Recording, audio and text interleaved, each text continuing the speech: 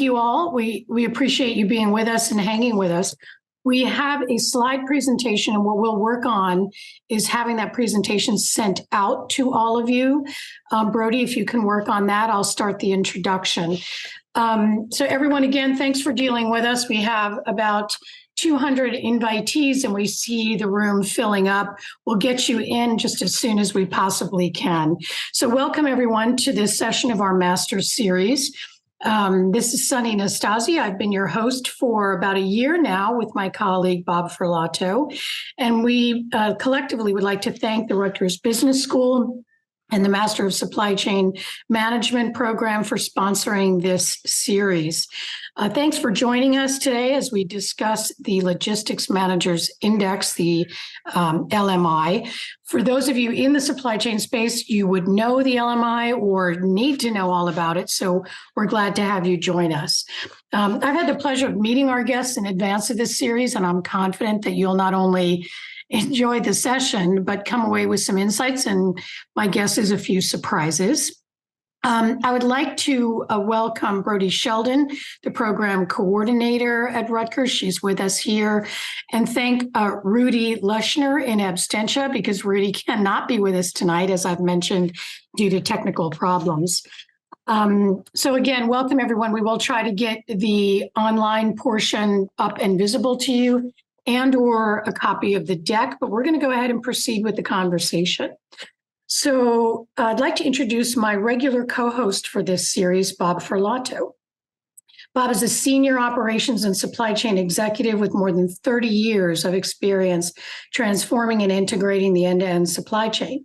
He's made major contributions creating value in roles spanning the supply chain continuum from R&D, process engineering, and technology planning to procurement, demand and supply planning, manufacturing, logistics, and customer service.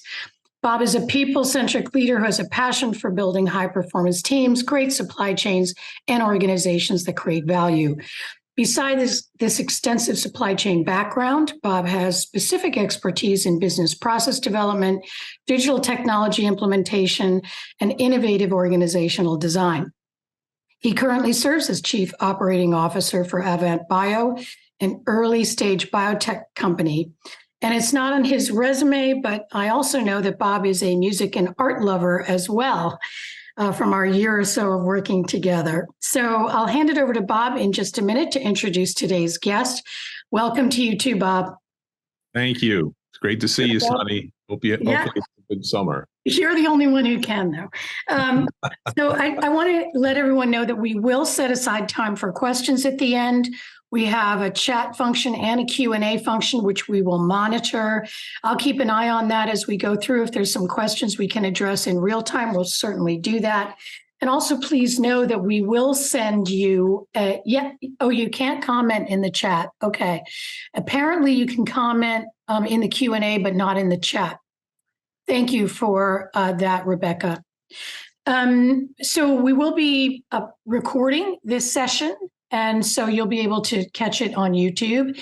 And also we will send you a short survey that we hope you'll respond to give us some ideas for future sessions like this one. So without further ado, I'll hand the mic over to Bob to introduce our guest for tonight. That's great, Sunny. Thanks so much. And it is great to see both counterparts to this unique father-son duo in supply chain management. So Dale Rogers just joined us, and Zach has been on. Let me make some introductions here. They've been working on and communicating and sending out the Logistics Managers Index, which is really an innovative approach to measuring logistics performance, and it's become a benchmark for businesses worldwide. I track it all the time. I receive the reports monthly, and it's extremely insightful. Let me introduce both father and son. So Dr. Dale Rogers. Dale is the ON Semiconductor Professor of Business in the Supply Chain Management Department at Arizona State University. Dale is a leading researcher in the fields of reverse logistics, sustainable supply chain management, supply chain finance, and secondary markets, and he's published in the leading journals of the supply chain and logistics fields. And let me mention just a few of Dale's other professional endeavors. He's also the director of the Frontier Economies Logistics Lab and the director of the Internet Edge Supply Chain Lab at Arizona State University. In addition, he's the principal investigator of the $15 million Kariska project at Kwame Nkrumah University of Science and Technology in Kumasi, Ghana, which is really interesting. And he's also a visiting professor there. And Dr. Rogers is a principal investigator on the Supply Chain AI Realized Future, and that's funded by a consortium of firms, including Intel, Applied Materials, and Chemonics International. By the way, Dale won the Reverse Logistics Education Award from the Reverse Logistics Association this year in 2023. In 2022, he was selected as the CSCMP, the Council of Supply Chain Management Professionals Academic Giant, and was also included into the Supply Chain Hall of Fame. Moreover, Dale's the author of several books, including the lead author of a book on the subject of supply chain financing, and he's the editor of the new Oxford Handbook of Supply Chain Management, published in 2021. And on a personal note, every time I speak with Dale, although infrequently, unfortunately, I gain new insights or valuable information. And it's a pleasure to welcome Dale to our master session tonight. Hey, Dale, thanks for joining us. Nice to be back at Rutgers, kind of. I mean, I'm not really there, but nice to be almost there. So, and you are joining us from Arizona? Yes, my office in the Business Administration building in the W.P. Carey School of Business at Arizona State University. So, very cool, very cool. Let me introduce Zach. So, Dr. Zach Rogers. Mine will be shorter. Well, it's growing, right? So Dr. Zach Rogers is an assistant professor of operations and supply chain management at Colorado State University. His primary research interests include the financial impact of supply chain sustainability, emerging logistics technologies, supply chain cybersecurity, and various other emerging purchasing and logistics issues. Dr. Rogers' work has appeared in multiple academic journals, corporate white papers, trade publications, and conference proceedings. He's also a frequent speaker at both academic and practitioner-oriented conferences. And prior to returning to academia, Dr. Rogers worked as a purchasing agent for a large hotel resort and as an operations manager for Quidsi, which I believe is a subsidiary of Amazon. And Zach, again, it's a pleasure to have you join us tonight. Thanks for having me. So, I'm sensitive in terms of whether there's a hierarchy between father and son. My first question is, I think, Zach, you'll share your slides. I think they're up on the screen or will be shortly. I will share them right now, and I just sent them to everybody in the room. Great. I just sent a copy, all of the hosts here. I just sent a copy. So if we want to share them somehow, if the attendees can't see them, I'm happy if they're sent out. It's no problem. So Zach, it does appear that everyone can see us now as well as hear us. And I also have a note from Vita saying, Dr. Rogers was my undergrad logistics professor at Rutgers. Welcome back, Dr. Rogers. Smile. Thank you. That's really nice. That's from Vita. All right, let's go. Oh, yeah. All right. So Zach, you're going to, I think your dad said that he's going to let you start. All right. Well, it's the first time for everything. So today we're talking about the Logistics Managers Index, or the LMI, and I'll get right into it. And I'll get off this slide because it has FedEx on it, and that's offensive to Sunny. So I'm going to move quickly. This is just the train that goes by.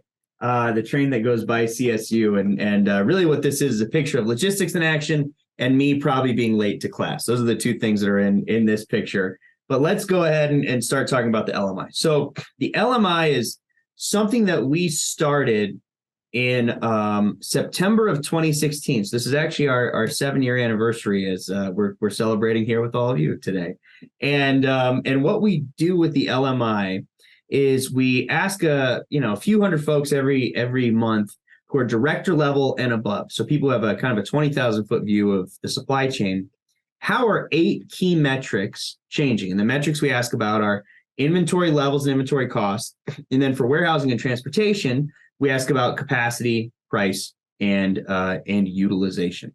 So we ask about all of these different metrics, and really all we're doing, you can see the whole survey here. What we're asking people is, compared to last month, are, let's say, transportation prices increasing, staying the same, or are they going down a little bit?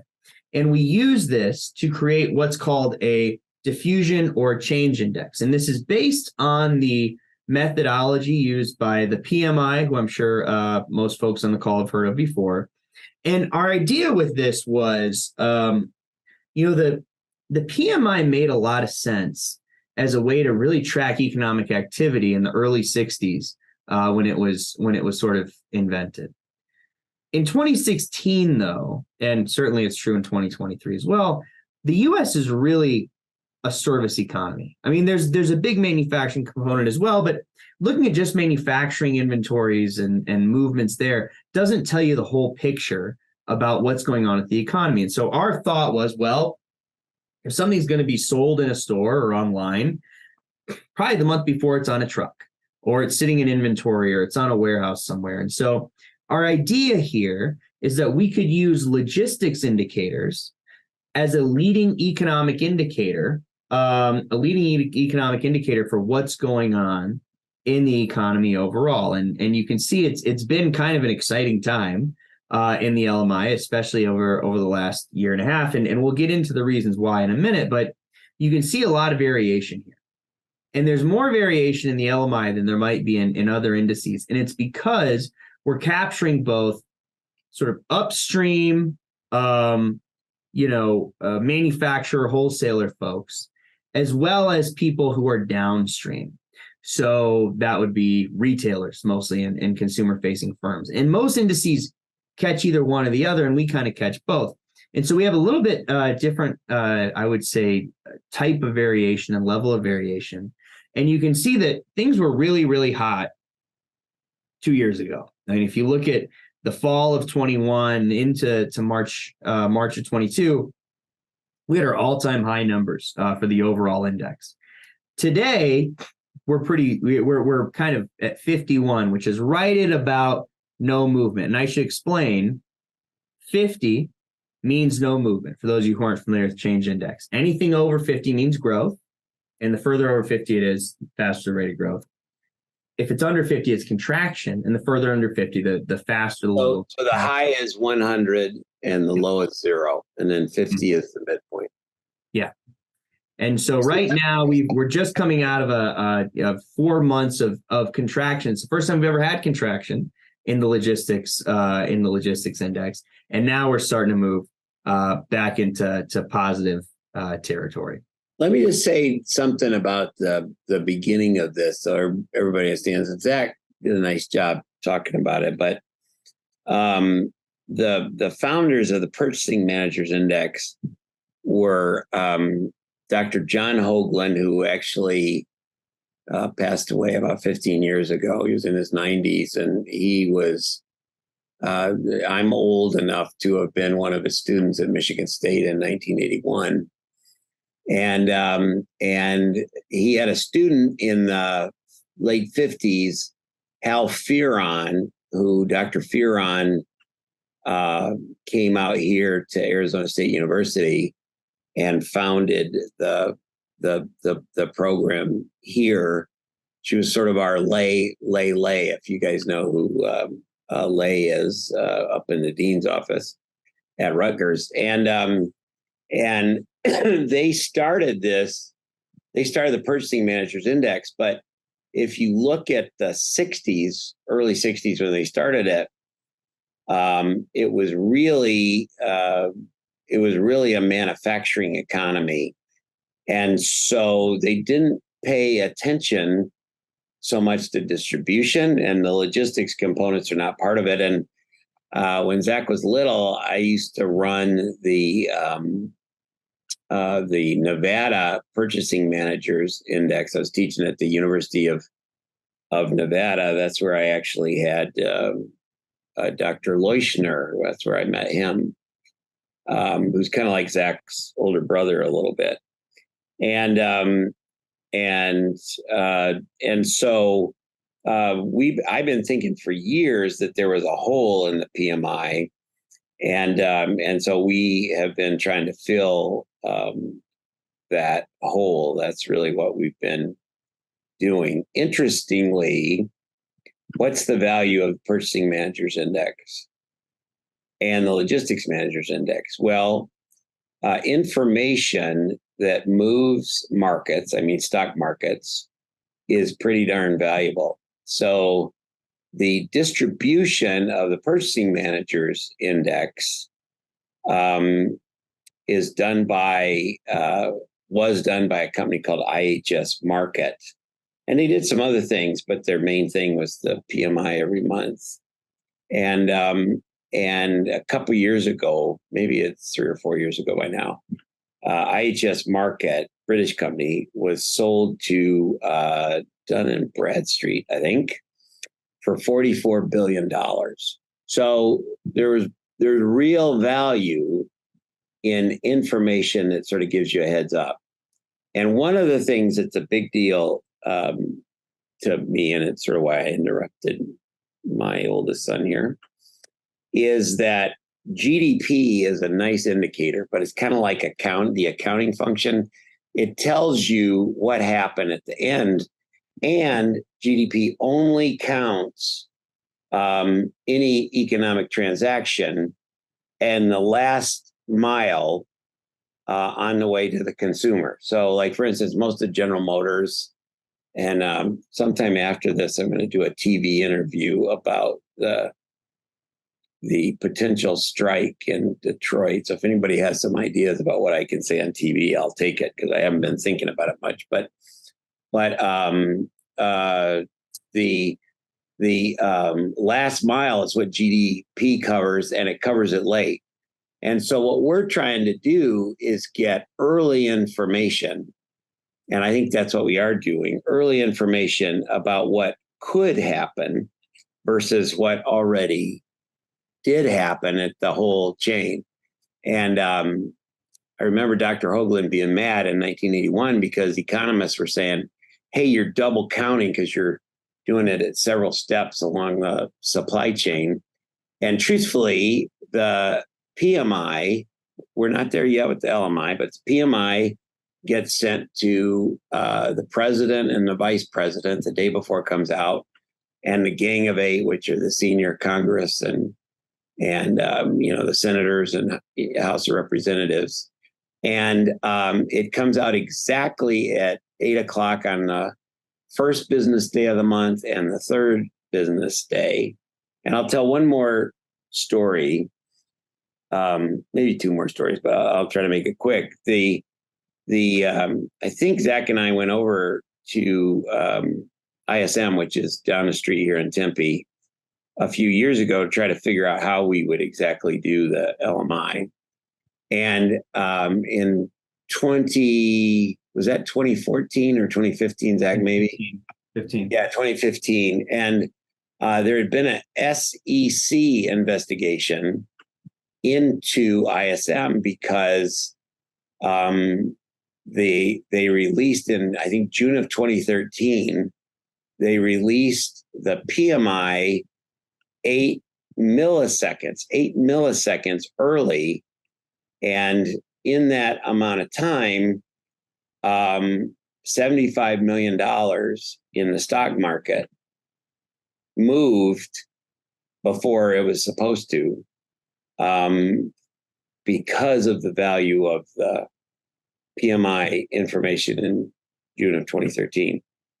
And I guess that's enough stories, but I have many more. And it really is valuable to kind of know what is happening upstream in the macroeconomy and be able to make plans for what's going on. And Zach's probably going to talk about this, but one of the things we got criticized for in the last couple of years is we did not see a recession coming. I just didn't see it. Neither did Zach.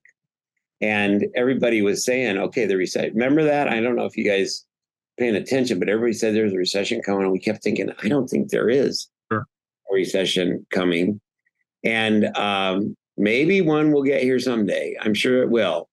But so far, it hasn't been like that. And I think we're even starting to see a recovery on LMI. So it's a there was a freight recession, but not an overall recession. And we'll get to a couple slides.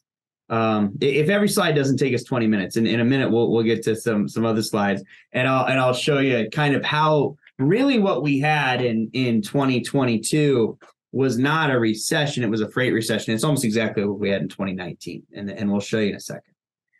So I want to really understand this. We're going to talk about today.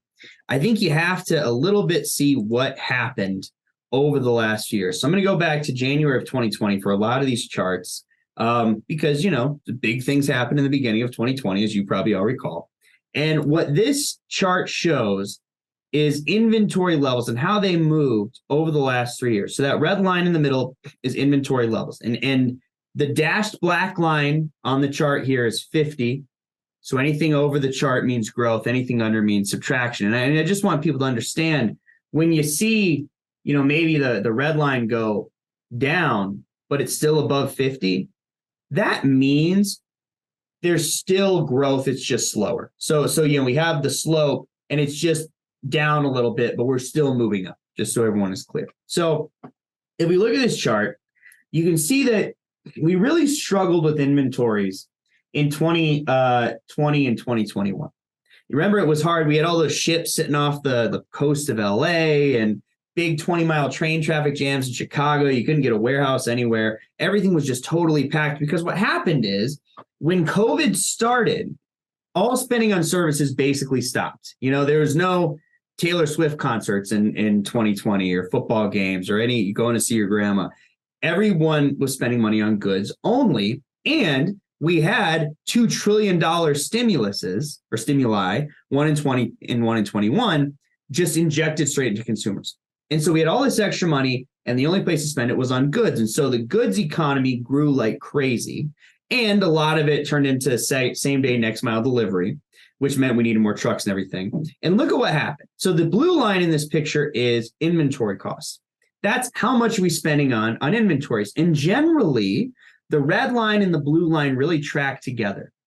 And that makes sense. As inventories go up, inventory costs go up. As inventories go down, inventory costs go down. In 2020, that was true. But look at 2021. Even though inventories don't get that high, and that dashed purple line there shows average inventory levels in 2021, we see a huge gulf form between our red line and our blue line. So suddenly a big gap opens up. And here's what was happening. Inventories were coming in faster than we'd ever seen them come in. Throughputs at the port of Los Angeles was up 35% from the year before. Crazy amounts of inventory. But the second it was coming in and landing on a shelf, it was getting bought. And so inventories didn't build up in 2021, even though we were ordering record amounts, because they're being bought so fast, which is why we were paying a lot for that because we had no warehouse space. People were like chartering boats across China, like Home Depot was chartering its own freighter. It was a crazy time. And so we had this really high cost, but inventory levels never really came up. We'll go forward to 2022, and you'll see the dashed yellow line represents 22. Suddenly inventories do come up quite a bit and costs remain high. And what this is at the end of 21, everyone thought, okay, we're going to have the biggest holiday we've ever had in terms of holiday spending.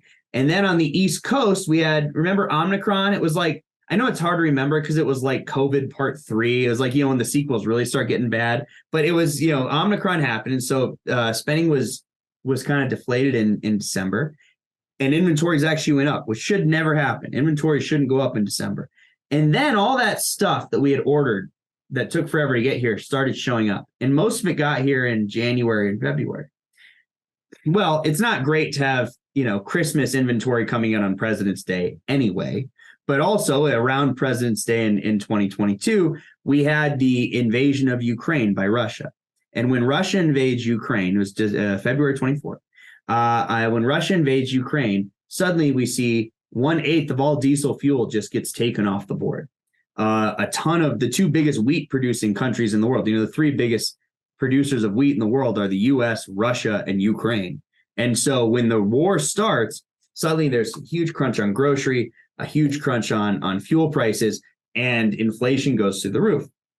And what happens is, right as inflation went through the roof and we kind of ran out of money, that's right when we had all this extra inventory. And so we had tons and tons of inventory here all through 2022. And really the story of 2022 was, how do we get rid of this? How do we get all this stuff out of here? In fact, having too much inventory is one of the main things that pushed us into, it was actually the biggest contributor to our negative GDP growth in Q2 of 2022. So now we come forward to 2023, and you actually see this red line here has gone below break even. We've been at negative inventory growth, so inventory contraction, for about the last 4 months, I think May, June, July, and August. And so our average here is pretty low. So here's the thing that this tells us. So for those of you, actually, I'm interested, Dad, because you said there's people here who were in your class. So I wonder if when they're in your class, they learned about, okay, inventory goes up and we overreact and it comes down. And that's something I learned about in the beer game when I was about 3 years old, sitting in the back of your class. And that is the bullwhip effect. So little movements downstream with retailers cause huge movements upstream. And that's what we saw. We saw inventories go crazy. What does that mean for the entire economy? Well, it's not just, warehouses are full, inventories are high. It also means, because inventory underlies everything in the supply chain, that costs go nuts too. So if you look at this chart, and this chart, this is actually an updated version of a chart that just appeared in an article I wrote for Supply Chain Quarterly. This one, though, has a couple extra months of data that weren't in that one. This chart looks at inventory levels, which is the blue line, which we just saw on the last chart, but it also includes our 3 cost metrics: inventory cost, which is orange, warehousing price, which is purple, and then transportation prices, which is red. And you can see that all of these costs really have hinged on inventories. And it's important. In the next slide, we're going to show you how these costs have really been primary drivers of inflation over the last couple of years. And so if we look, so here's March, and let me know. So the red line is transportation prices, and transportation is always the most reactive of all of our metrics. And so let me know, just by looking at this, can anybody tell maybe when Russia invaded Ukraine and everything got bad? Can anyone see maybe like here? There was the invasion right there of Russia and Ukraine. So what happened is, even though prices of fuel went up, transportation prices dropped like crazy because inflation totally kills consumer spending. At the same time that's being killed, we have our all-time highest inventory levels. So even though transportation came down very, very quickly, like really, I mean, by July of last year, we were already having contraction in the transportation market. Warehousing costs, which are our purple line, and inventory costs stayed high. And it's because it took us about 15 months to totally burn through this giant peak of inventory that we built up with our, kind of overreactions that we had in 2020 and 2021. And so what that did is it kept costs very, very high. Everything, if you're buying something at the store, not only is there, a lot of demand because of consumer inflation or whatever, but there's all the costs underneath it. And so when warehousing is really, really expensive and inventories generally are very, very expensive, all that cost got folded in to the prices that consumers were paying. And so it's really interesting now to see that inventories have finally started to really work down. Like I said, it took more than a year for these inventories to work down to where they need to be. And now we're seeing the orange line get closer to 50, the purple line get closer to 50. It's funny, we do see a slight bump right now. Things are going up a little bit again, and that's partly because of restocking for Q4. But here's why this is important. Here's why all these lines, the orange, the purple, and the red all together are important. When we aggregate those together, like you can see on this next slide here, when we aggregate all those together, they're the gray line here, okay? So this gray line, I'm trying to use like every color of the rainbow in this presentation. So we have the gray line here. for aggregate price. And now, because we've aggregated everything together and we've just put together 3 metrics that are 0 to 100, now it's 0 to 300 with 150, the dashed black line being break even. And I put it here next to contributors to headline inflation month over month from 2020 to 2023. In gray, just like gray is our color here for aggregate price, gray is the supply contribution to inflation month over month. And this is from the San Francisco Federal Reserve. A guy named Adam Shapiro puts this together. And it's really clever. And then what it shows, this graph to your right, is the inflation that comes from demand. So that's consumer inflation. Inflation that's ambiguous, that's orange. And then inflation that comes from supply. That's gray. And that's either a shortage, like we had last year. Remember, you couldn't get eggs anywhere, and gas was really expensive. But it also, the supply inflation comes from high cost of storage, high cost of inventories. And so all of those those big growth lines I showed you on the last slide, they're aggregated into this gray line on this slide. And that gray line to the left is driving all those gray bars on the right. And so when we saw, and look how it matches up, this is both in the same period. When we saw this crazy high inflation over here in late 21 and early 22, look what was happening in the macro economy. And so those worst months of inflation, those mid-2022 months of inflation, the driver was not consumer demand, which is all the Fed can deal with, by the way, with interest rates. The drivers were actually supply. And so even though the Fed has been pounding and pounding on consumers, really the thing that's brought inflation down, even more than that, is that this gray line has gone down so dramatically. And you can see in 3 of the last 5 months, so March, May, and then it's tough to see in July, but it's there. Supply's contribution to inflation has actually been negative. And I don't know if the people on the call are familiar with regression tables, but if so, you could see that our correlations, our ability to predict, and this is, supply costs on our side with inflation a month later, are incredibly strong. We're predicting them with 99% accuracy essentially from our because you can see the possible error is 0.001. So we're pretty strong predicting it there. And so that's for the period of the period that you've been reporting on the LMI, correct? Yes. Yeah. So this is for the 53 months. You can see here we have 53, 56 months there so 56 months. So that's from September of 2016 until this summer. We were at 99% accuracy predicting this. And so what this tells you is not only can we see things about economic activity, like, okay, what are retail sales or the Dow Jones going to be or whatever from the LMI, which we usually can, but we can also see where is inflation going to go based on all of these things that we're tracking. Actually, and it's interesting. So if you guys are hearing on the news, hey, the president is mishandling the economy because of inflation. The truth is, inflation mostly came from broken supply chains and not anything the president did. And inflation going down mostly came from healed supply chains and not anything the president did either. So I think it's really important for us as supply chain professionals to be able to see, when supply chains are broken, there's a cost to that. Bob was saying, I got a big project, and I'll make this short, Zach. Bob was saying, I got a big project in Africa. And, the cost of money here in the US is like 5% or something. Well, there it's 26%. They're getting killed on food prices with inflation. The price of a loaf of bread is 6 times what it was before the Ukraine war, because they get all their grain from the Ukraine. So they've really suffered because of both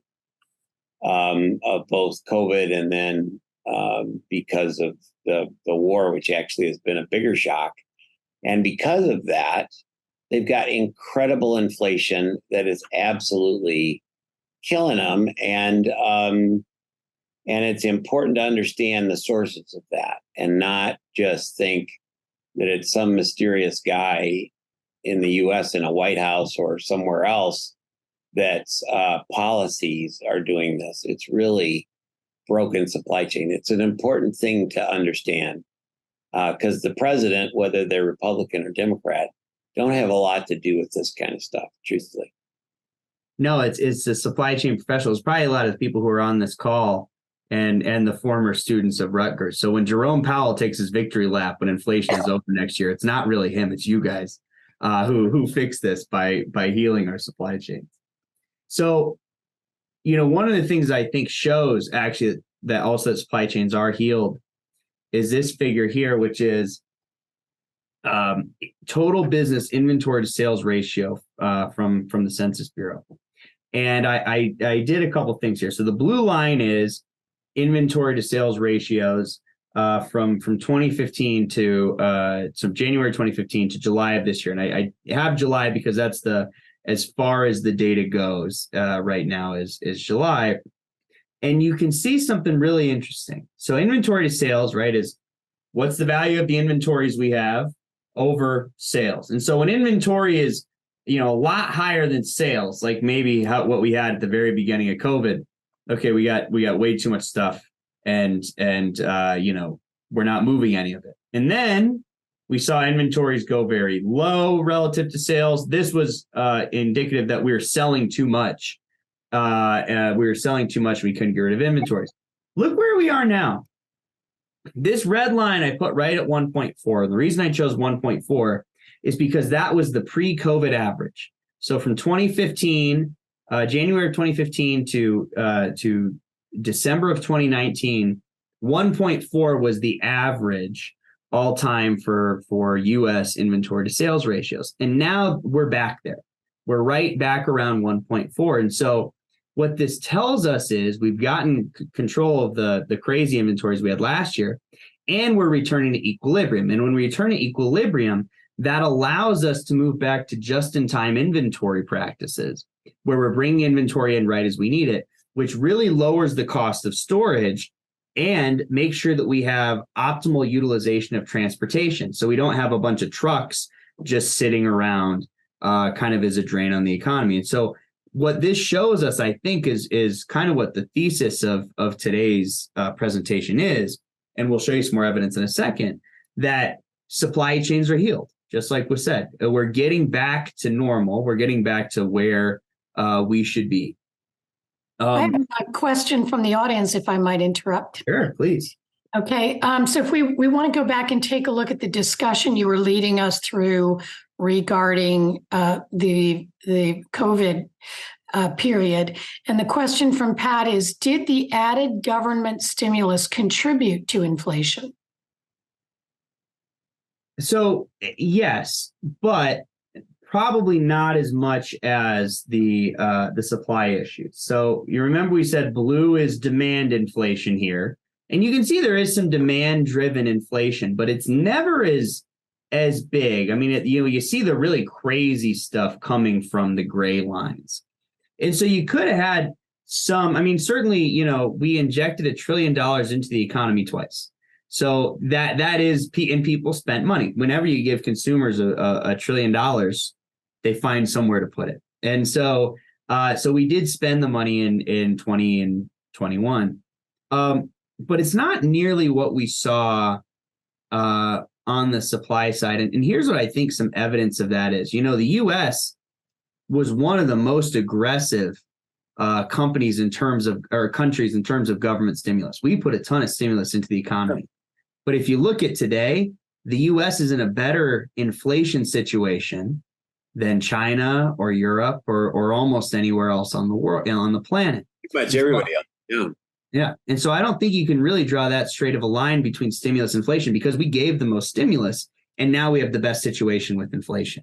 And the $1 trillion was given by both administrations. Trump gave $1 trillion, the Bidens gave $1 trillion. So, it came from both sides. But really what's happened is we've gotten our supply under control. And so while Pat, I think probably some inflation came from there. Looking now at sort of the success we've had bringing inflation down and the difficulties everyone else has had, I don't think you could say it was one of the major contributors. Some of the blue and maybe some of the orange could be partly because of the stimulus, but not, and when did the stimulus? Well, and the stimulus happened over here. Right. So I actually think you could say March, because March 21 is when the stimulus comes in. I think probably that's an example of where the stimulus hit. Mm-hmm. But overall, if you look at total inflation, so you really have to know the sources of it, and you can't just listen to the news, because the news doesn't know that much, honestly, in any news, I'm thinking these days. So you gotta really break down the numbers and see, okay, that's where it's coming from. And if you look at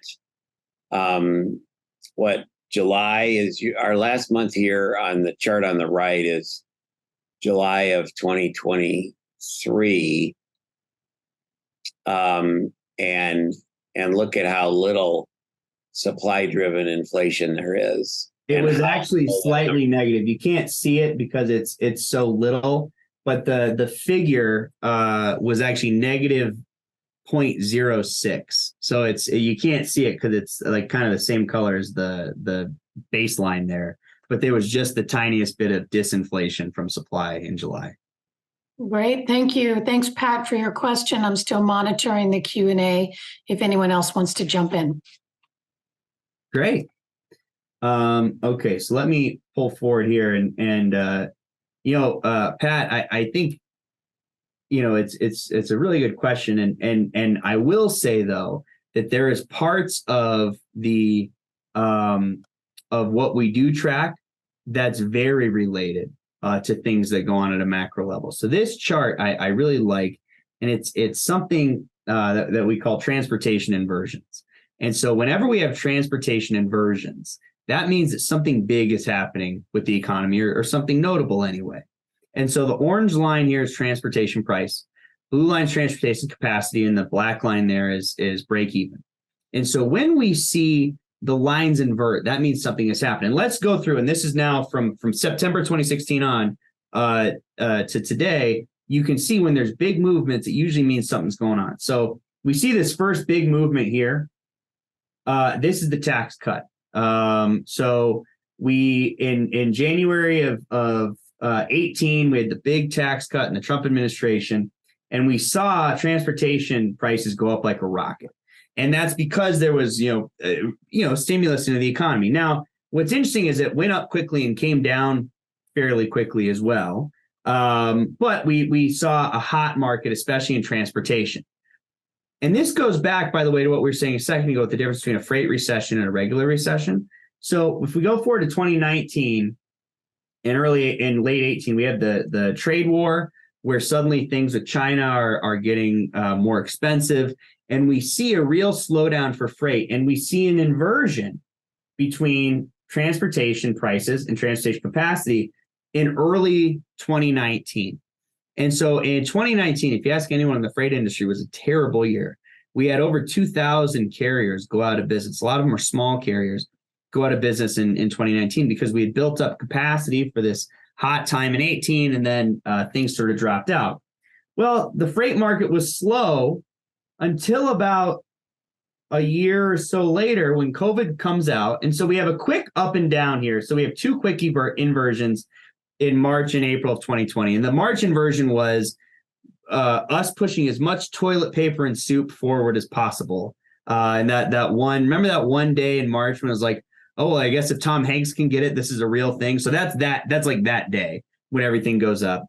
And then we see, things really slow down a lot in late spring of 2020. And then it takes off like crazy. Here is our first stimulus check comes in right here. And look at the difference, by the way. When you give $1 trillion to companies, we go up and down pretty quickly. When you give $1 trillion to just you and me, we don't spend it on stock buybacks. We go buy shoes. And so that's what, I mean, at least that's what I bought. And so we have this really long peak of really high transportation prices. And this is the supply chain problems era of the world. This is probably when some people heard supply chain for the first time. I bet there's some people on the call today who are supply chain students. And sometime around May of 2021, your aunt called you for the first time and said, "Can you explain what supply chain is to me? Why? How come I can't get a dishwasher?" And that's what this was. This was the supply chain issues problem era. Again, eagle-eyed folks out there can probably see when Russia invades Ukraine.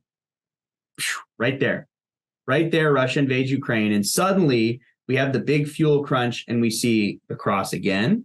And we've been living in a freight recession for the last year, really. And it's funny how much bigger this is. You know, the freight recession from a couple of years ago was what?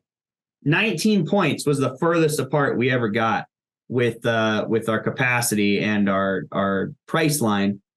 We got 41 points apart this summer. So we are really in a deep freight recession.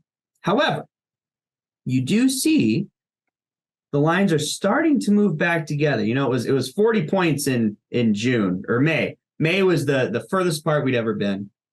And now the lines are getting closer and closer together. We're about high 20s now, which is still, far, but what it shows you is that we're moving back towards equilibrium. Some of this is many of you saw that Yellow just declared bankruptcy last month. And what's happening is we're pulling capacity back out of the economy. We added all these trucks and all this capacity in 21 because, again, we're having the biggest years ever for consumer spending. And then when we got to 2022, even as we sort of got back to the inventories we should have, it felt like we didn't have nearly enough because of all this extra capacity we have.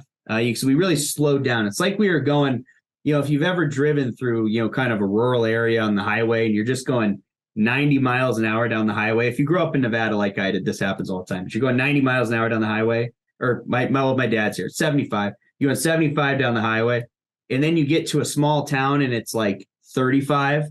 You're still going 35 miles an hour, but it feels like you're crawling. It feels like you're not moving at all. And that's what's happened in the trucking industry over the last year. Even though there's still movement, it just feels slow because of all of the extra capacity.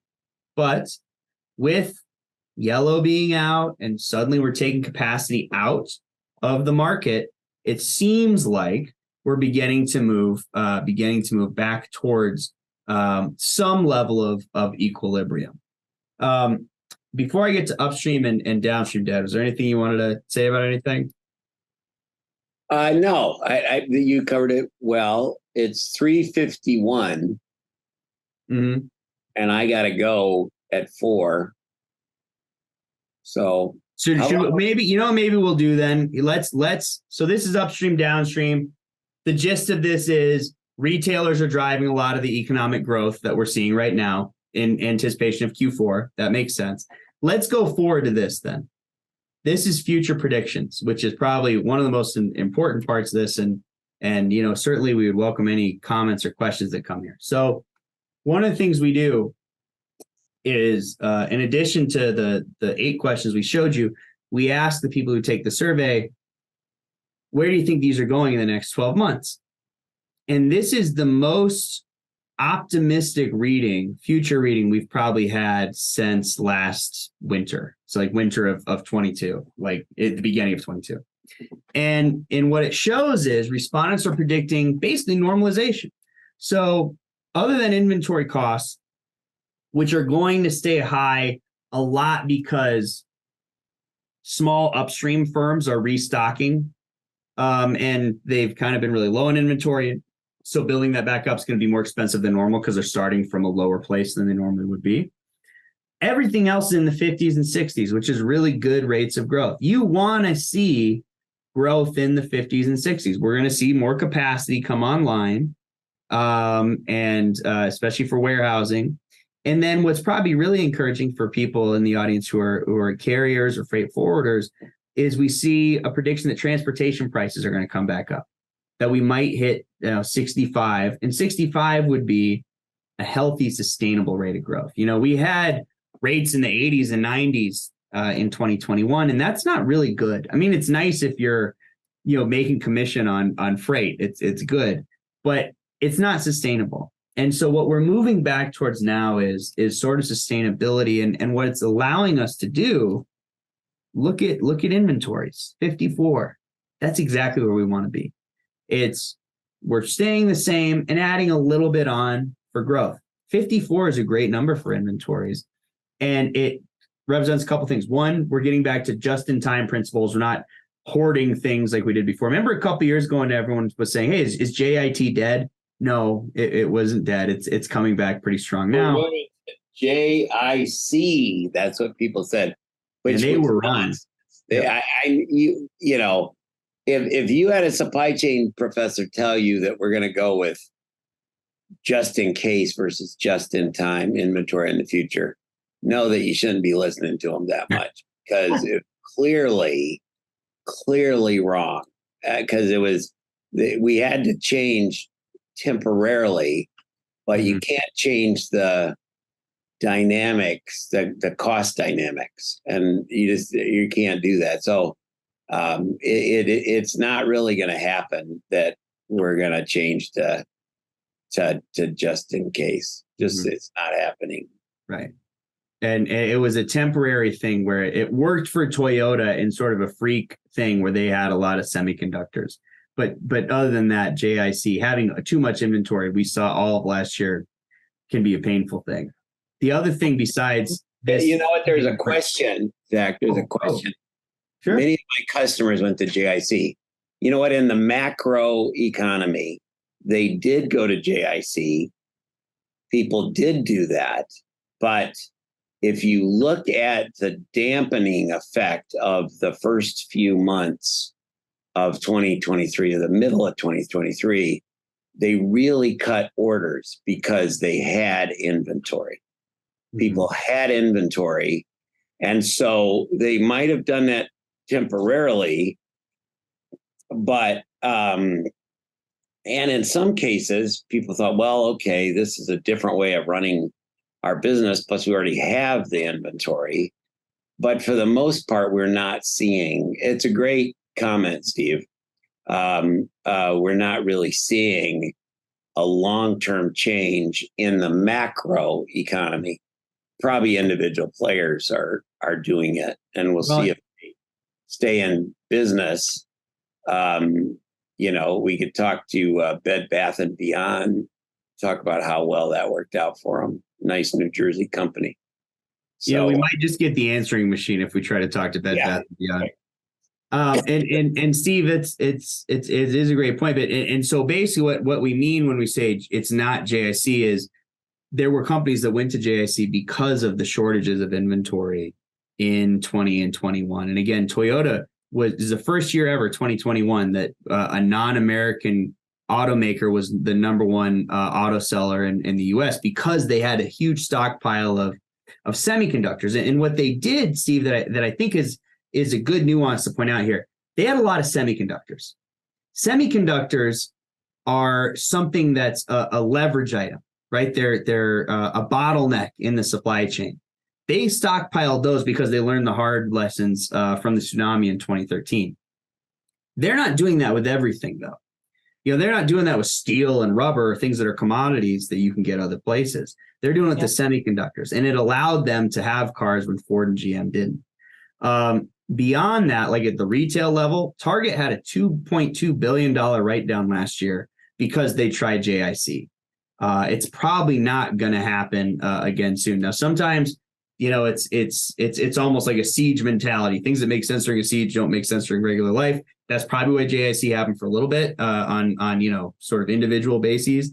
But as a whole, what our numbers are telling us is that we're moving back towards the just-in-time system that we've had for the last 50 years in the supply chain. And because we're doing that, it's going to sort of moderate supply costs, which we saw a minute ago are one of the leading drivers of inflation, and make it so we hopefully have a little more stability in the overall economy, not just on the supply chain side.